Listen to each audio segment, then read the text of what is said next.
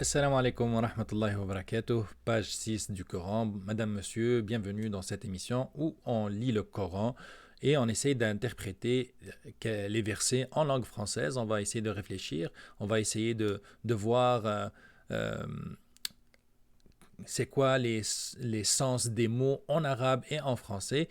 Puisse Allah nous aider et puisse Allah accepter. Inna alhamdulillah, toute louange est à Allah. On le loue et on lui demande et on le prie pour nous guider et nous aider. Et on cherche refuge auprès d'Allah de nos propres mots et de nos mauvaises actions. Man yahdillahu fahuwa al-muhtad, celui qu'Allah guide est certes guidé, et ceux qui l'égarent, on ne leur trouvera personne pour les remettre sur le chemin de la droiture. Et j'atteste fermement qu'il n'y ait qu'un seul Dieu, Allah, unique sans associé, et j'atteste que Muhammad est son prophète et messager, dernier messager envoyé à l'humanité entière pour la remettre sur le chemin de la droiture. Puisse Allah le récompenser du mieux qu'il récompense un prophète par rapport à sa nation et un messager par rapport au message livré. Chers frères et sœurs, on était rendu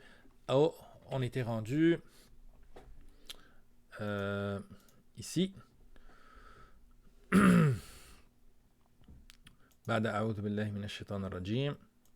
On cherche refuge auprès d'Allah de Satan. وَإِذْ قَالَ رَبُّكَ لِلْمَلَائِكَةِ إِنِّي جَاعِلٌ فِي الْأَرْضِ خَلِيفَةً. Et lorsque ton Seigneur confia aux anges, je vais établir sur terre un vicaire, khalifa. C'est quelqu'un, khalifa en arabe, c'est quelqu'un qui va remplacer quelqu'un. Et donc, ici, Allah dit aux anges qu'il va mettre sur terre une nouvelle espèce, une nouvelle créature qui aura le rôle de gouverner sur terre tel que Allah lui ordonne. Et là, surprenamment, les anges ont dit قالوا أتجعل فيها من يفسد فيها ويسفك الدماء ونحن نسبح بحمدك ونقدس لك. Et là, les anges ont posé la question. Vas-tu désigner un qui y mettra le désordre et répandra le sang quand nous sommes là à te sanctifier et à te glorifier. Mettons un peu de...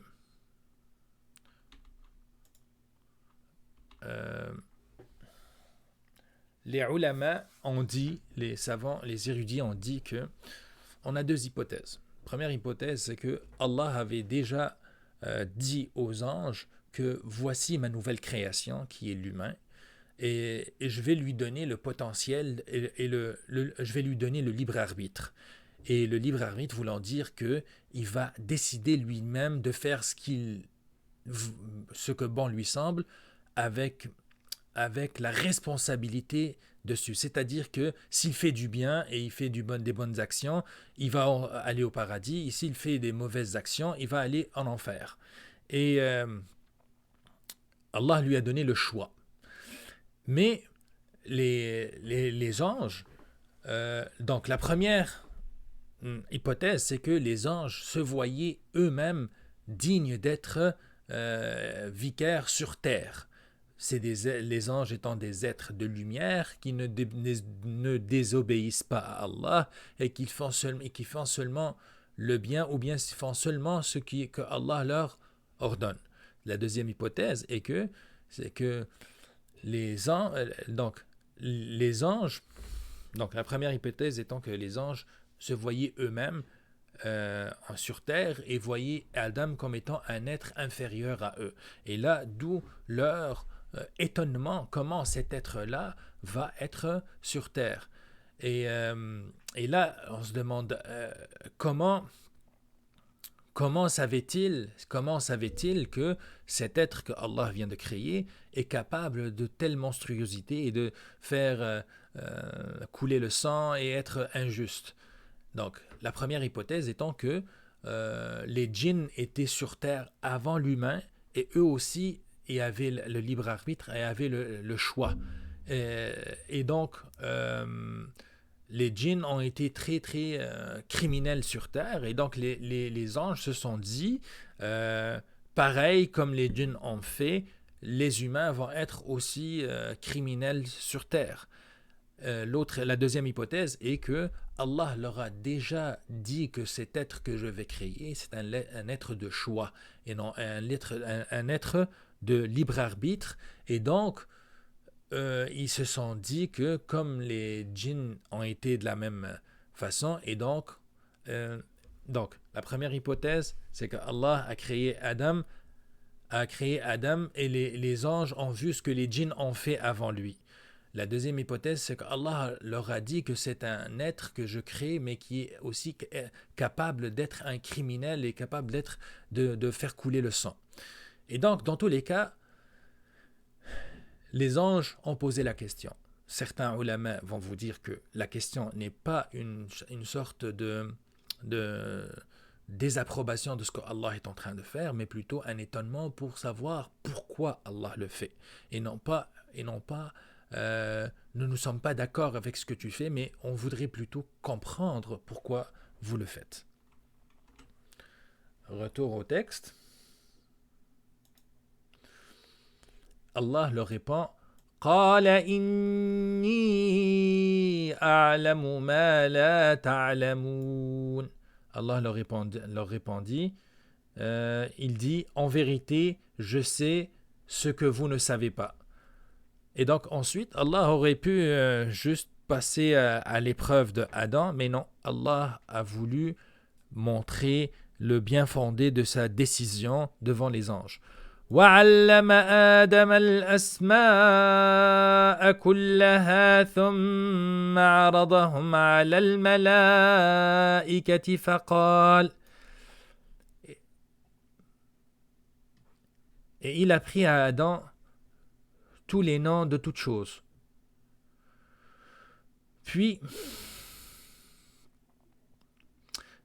il les présenta aux anges et dit, informez-moi des noms de ceux-là, si vous êtes véridiques.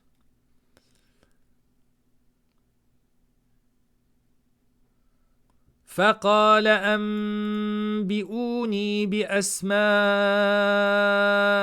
هؤلاء إن كنتم صادقين. Et donc, il demande aux anges, dites-moi c'est quoi les noms de ces choses-là que je vous montre, si vous êtes véridiques dans votre prétention que vous êtes plus méritant que Adam. Ok, donc on voit que Hamidullah avait préféré cette thèse-là cette hypothèse-là que les anges se voyaient meilleurs que Adam et donc devraient plus être eux sur terre et non pas Adam. Et donc,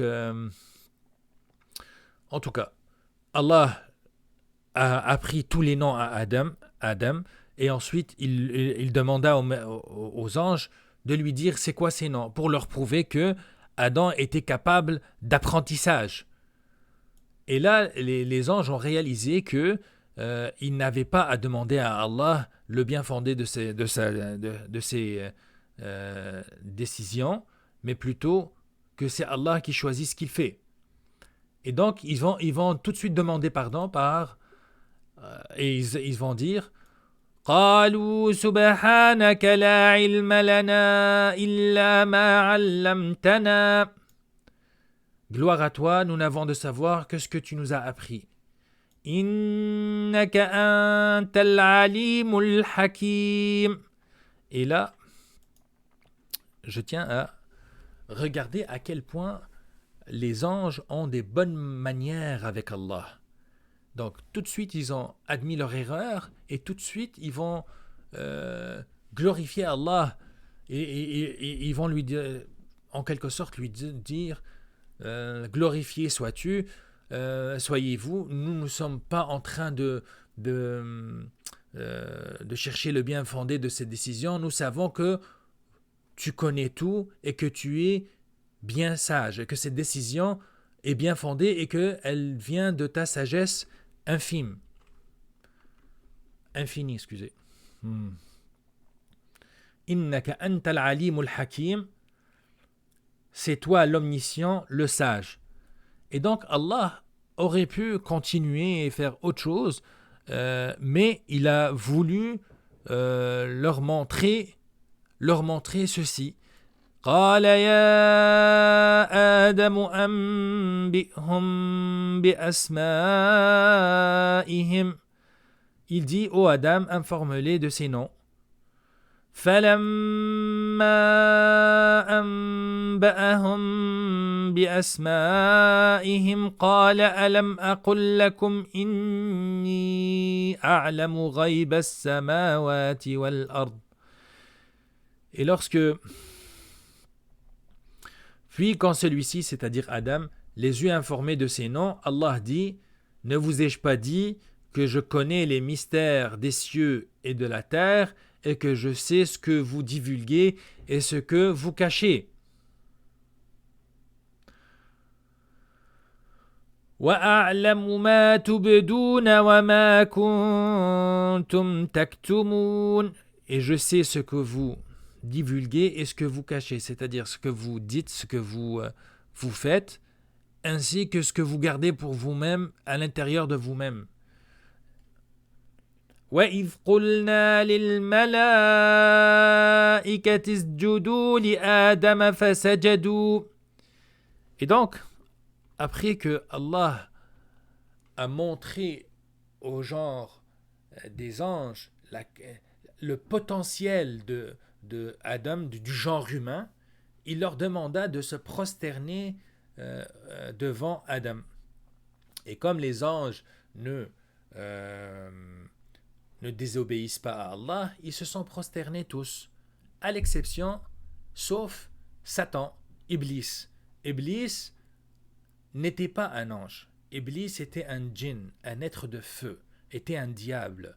Par contre, il avait, selon les ulama, il avait tellement vénéré Allah et avait tellement gradé les échelons jusqu'à ce que il a été élevé au rang des anges. Et là, Allah savait pourquoi il faisait tout ça. Il savait qu'il faisait tout ça pour monter les échelons. Par contre, Allah l'a mis devant l'épreuve ultime que lui ne pouvait pas réussir parce qu'il avait péché par orgueil. Il se voyait meilleur que tous les autres. Et donc, lorsque Allah a demandé aux anges de se prosterner devant Adam, non pas par servitude à Adam, mais plutôt pour glorifier cette capacité d'Allah, de créer un être aussi complexe qu'est l'humain. Iblis n'a pas supporté. Iblis a vu en ça que Adam était devenu supérieur à lui. Et donc il a péché par orgueil et il a refusé de se prosterner devant Allah.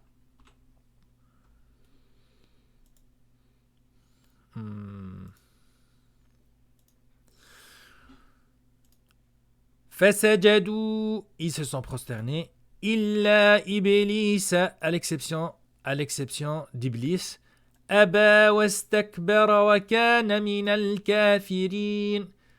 Il s'enfla d'orgueil, donc il a refusé. Aba, il a refusé en étant capable de le faire. Wastakbara, et il s'est gonflé d'orgueil.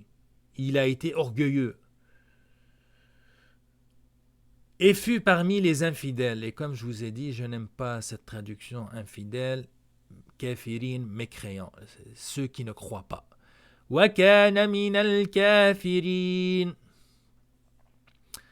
Qu'est-ce qui arrive par la suite? وَقُلْنَا يَا آدَمُ اسْكُنْ أَنْتَ وَزَوْجُكَ الْجَنَّةَ وَكُلَا مِنْهَا رَغَدًا حَيْثُ شِئْتُمَا. Et nous dîmes, ô Adam, habite le paradis, toi et ton épouse, et nourrissez-vous-en de partout, mangez partout où vous voulez. Mangez ragadan. Ragadan, c'est comme à votre guise. Mangez partout où vous voulez, à l'exception d'une seule chose. ولا تقربا هذه الشجرة فتكونا من الظالمين. Et ne vous approchez pas de cet arbre, sinon vous seriez du nombre des injustes. فأزلهما الشيطان عنها فأخرجهما مما كانا فيه. Alors le diable, peu de temps après, Satan les fit glisser de là et les fit sortir du lieu où ils étaient. Donc, un peu d'explication ici. Je sais parce que le récit dans la culture judéo-chrétienne veut que c'est la femme qui a induit Adam en erreur et qu'il a mangé le fruit de la pomme, le fruit interdit au paradis. Al-Qur'an dit que ce n'est pas le cas. Al-Qur'an, dans Surat Taha, on va voir que Allah nous dit « Wa'asa Adamu rabbahu » et Adam a désobéi à son Seigneur. Et donc, il a désobéi de plein gré. Ce n'est pas à cause de Ève, c'est Adam qui a lui-même décidé de faire ce péché et il l'a fait.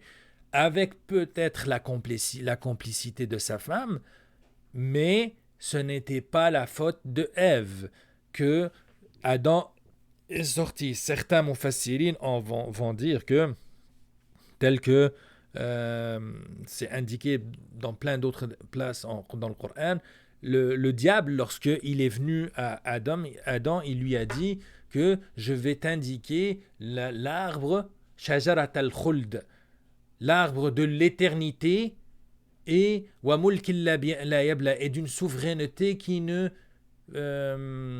fane jamais. Et donc Adam, par peur de la mort, a désobéi à son Seigneur, croyant que Iblis lui avait donné un bon conseil, celui de manger de cet arbre. Je tiens à dire que le Coran dit l'arbre, il ne spécifie pas quel genre d'arbre, il ne spécifie pas quel genre de fruit. Le Coran fait plutôt la lumière sur le fait que Adam a désobéi à son Seigneur, que ce soit un arbre fruitier, que ce soit un cactus, peu importe. L'essentiel dans l'histoire, c'est que Adam a désobéi à son Seigneur. Et ce qui est plus essentiel encore dans l'histoire, c'est que ce péché originel, ce péché, le premier, il a été tout de suite pardonné lorsque Adam a demandé pardon. Et donc toute l'histoire, c'est pour nous montrer que nous ne sommes pas des anges, mais nous ne sommes pas des diables non plus. Et lorsque Allah nous a demandé de ne pas faire quelque chose, puis on l'a fait, le réflexe devrait être de demander pardon au Seigneur et de corriger le tort, et non pas de s'enfler d'orgueil et dire que je fais ce que je veux avec mes whatever. Vous comprenez? Revenez au texte.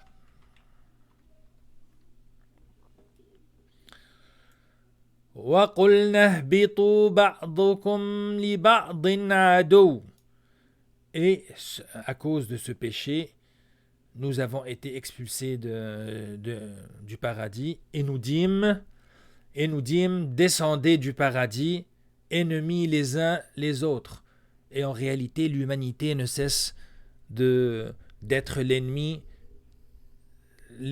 On ne cesse d'être les ennemis des uns des autres pour X, Y, Z raisons, pour l'argent, pour la religion, pour plein d'affaires, plein de choses que l'humain souvent prend pour premier ennemi. L'humain, et regardez ce qu'on fait sur Terre, la pollution, les guerres, les injustices. Nous reviendrons par la suite pourquoi ces injustices-là et c'est quoi que Allah veut de nous pour arrêter ces injustices et ces guerres. Donc, revenons au texte. وَقُلْنَا اهْبِطُوا بَعْضُكُمْ لِبَعْضٍ عَدُوٌّ. Et nous dîmes, descendez du paradis, ennemis les uns des autres. وَلَكُمْ فِي الْأَرْضِ مُسْتَقَرٌّ وَمَتَاعٌ إِلَى حِينٍ. et vous auriez sur terre une demeure et un usufruit pour un temps. Le Maghreb. Je finis dans 30 secondes. فتلقى آدم من ربه كلمات فتاب عليه فتلقى آدم من ربه كلمات فتاب عليه. Puis Adam a reçu de son Seigneur des paroles et Allah agréa son repentir, car c'est lui certes le repentant, le miséricordieux. Innahu huwa at-tawwabur rahim. C'est lui certes le repentant, le miséricordieux. Et donc, moralité de l'histoire, Allah a créé Adam, ce merveilleux, Allah a créé l'humain, cette merveilleuse créature, capable du pire comme du meilleur. Cette créature a fait une erreur, et lorsqu'elle a fait une erreur, elle a demandé pardon, puis le pardon lui a été accordé. Par contre, elle est descendue du paradis sur terre pour être éprouvée pour le restant de ses jours. Et ceux qui vont réussir les épreuves, c'est ceux qui reviendront au paradis, et ceux qui ne vont pas réussir l'épreuve iront avec les diables en enfer. Fin de l'histoire. C'est pas la fin de l'histoire parce que dans la page numéro 7, on va en parler aussi. Bien à vous. Assalamu alaikum wa rahmatullahi wa barakatuh.